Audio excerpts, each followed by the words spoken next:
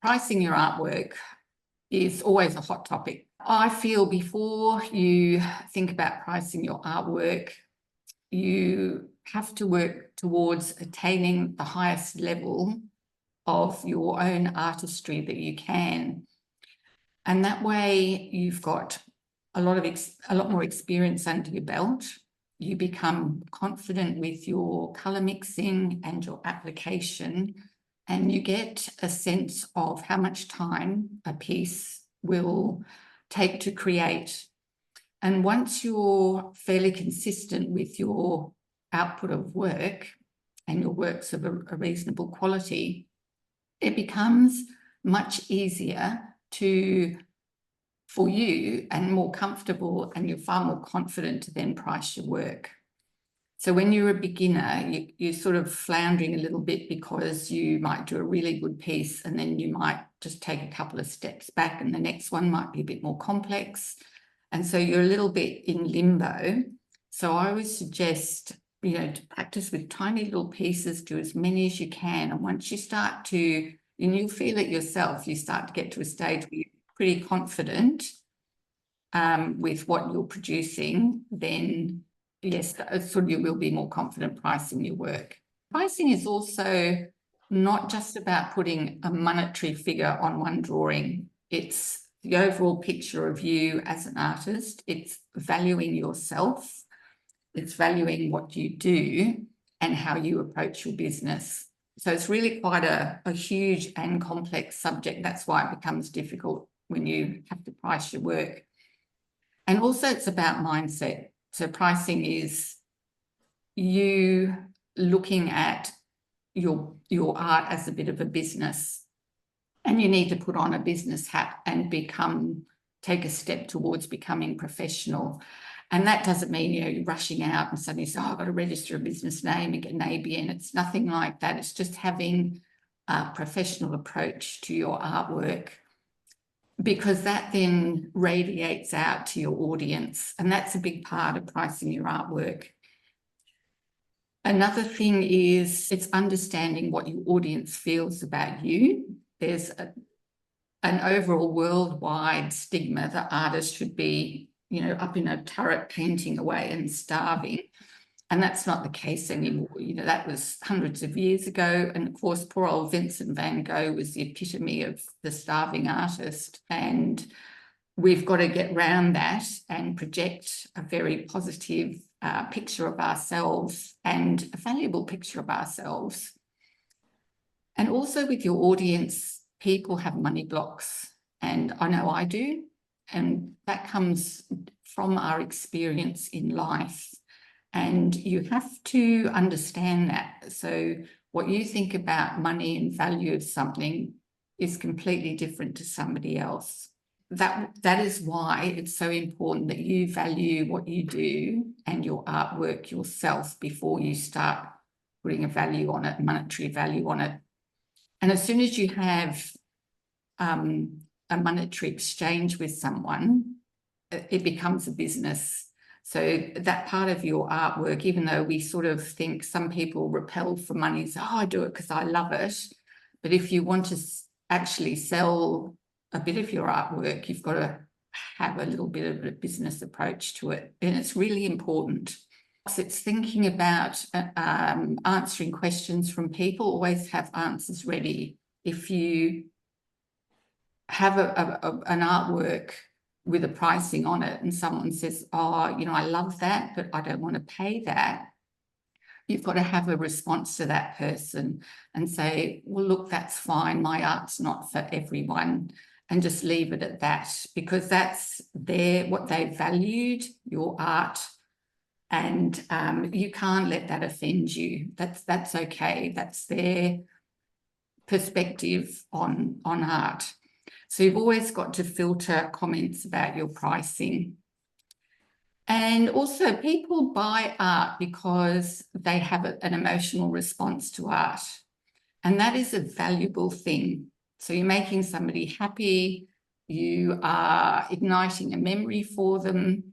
And from my experience over my art career, I found the price often becomes irrelevant if someone connects with your piece of art, they are happy to pay the money. If someone doesn't connect with it, that's when they start to float and think, yeah, and make questions. And that doesn't matter. That piece of art is not for them.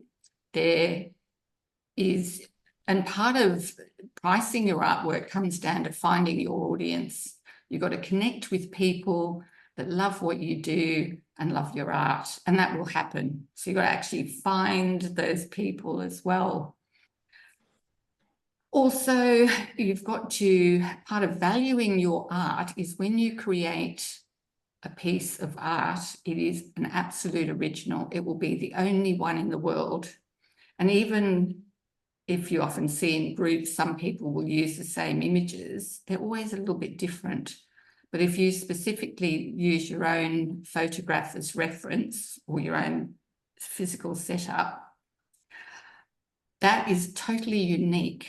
And people have got to pay for that. They've got to be willing to pay for this. It's rare. It's the only one in the world. And you've got to, and this is part of getting your mindset around valuing what you do. It's like comparing a piece of jewelry. It's what Tiffany's have done to say, here is a handcrafted special piece of jewelry and you will pay for it because it comes from Tiffany's, rather than you trotting down to Kmart and just pulling, you know, a mass-produced bracelet off the shelf, because there's thousands of them. So your artwork is special and it's unique. So now it comes down to actually, how do you price your artwork? One of the first things you can do is Google and research other artists. As I said, once you're consistent in what you produce and you've got an idea of what your time takes to create a certain size, you can look for similar artists. Really good place to start is artists that do pet portraits. So they often have a website, will have a price list on there. And also, if you go down that track of doing pet portraits, you've got to be very clear on your sales page exactly what you are pricing and what's included. And also you can go to your local art shows and just see what's happening in those with someone with work of a similar standard to yourself and what sort of prices they're getting. And it's a really good place to start. So as you make more sales, that's also a guideline of how you can price your work. So again, that's one guideline. You've got to understand, if you undersell your work, you can end up building up resentment to what you're getting in return for your time. So you've got to find that happy balance, and it is difficult when you start out. So you don't want to undervalue yourself, you don't want to overvalue yourself. So the main thing is, when you start, is to be happy with that initial price, because there's only one way, and that's to go up. You keep getting better in your work and your prices can go up, and it's a little bit of supply and demand. So the more demand there is, then you can slowly increase your prices as well. So I always say that's your main guideline, is be happy with what you're receiving. Because if you start, say, with an A4 and you say, oh, I'll sell this to a friend for $80, and then a friend of that friend says, oh, I want one too, and the next thing you've got 5 lined up of that size, and it might take you 2 months to do 5 A4s, you're only earning $400 for 2 months' work. So then you'd sort of start thinking, oh, this isn't working, and get grumpy. So you don't want to be in that situation. And there is formulas, and there's a common formula used by painters which works for them. It's not an ideal formula with coloured pencil or drawing, because you're drawing so slow, but it's a height by width, and then a dollar amount per square inch. So a landscape painter, that all they do is landscapes. They know their sizes and how long it's going to take, and it's a really good formula. So if you had an 8 by 10, that's 80 square inches at $4 a square inch, you're going to look at $320. And that can be a starting point wherever you want to start. You might say, I'll get $2 a square inch and I'm happy with that. And then you can work your way up. But again, you've got to keep in mind that some pieces can be more complex than others. You can have a standard size. So if you set a price for yourself for an A4, and then you can work up and down. But again, you've got to factor in, depending on what you're doing. If you're doing pet portraits, you've got to factor in complexity of the piece, whether it's two heads or there's a human coming in or a background required. So again, all that stuff you've got to list and be very specific when you put your prices out there. But that's a good starting point to have is a size.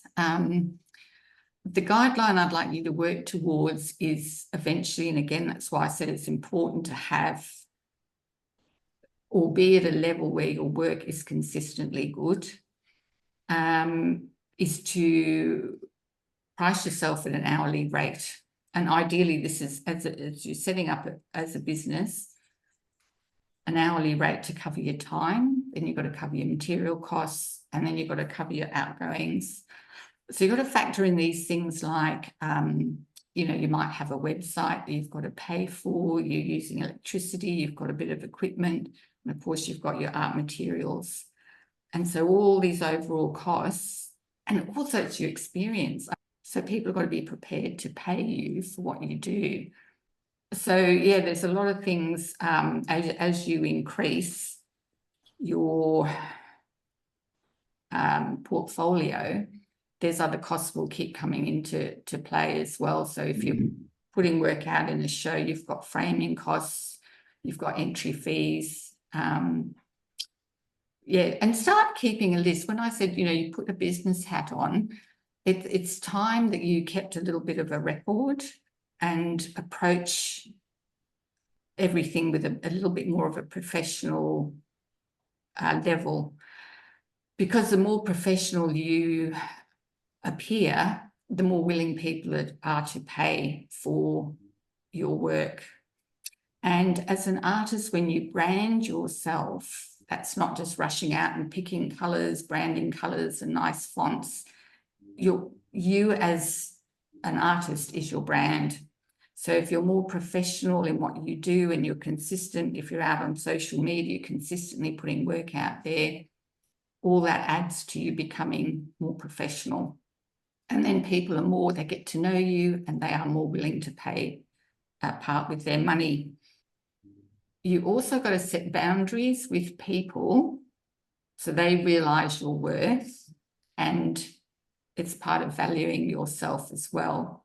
As I said, if someone comes to you and says, oh, gee, I think that's a bit expensive, will you drop the price? Say, no, I can't drop the price on this. If you buy 2 pieces off me, then I'm able to do something. So don't just think, oh, I want the sale. I've got to drop the price, because people will use that, especially with artists. They can be shocking. And I found as soon as I became firm with, my mindset, this is what I'm worth, this is what the piece is worth, it's just been easy. People just respect it. And it's the same if you do commissions. You've got to have a contract, and boom, boom, boom, this is exactly what you'll get. This is the process. This is how it's done. There's no negotiation. And people just respond to that so well. They're happy to do it.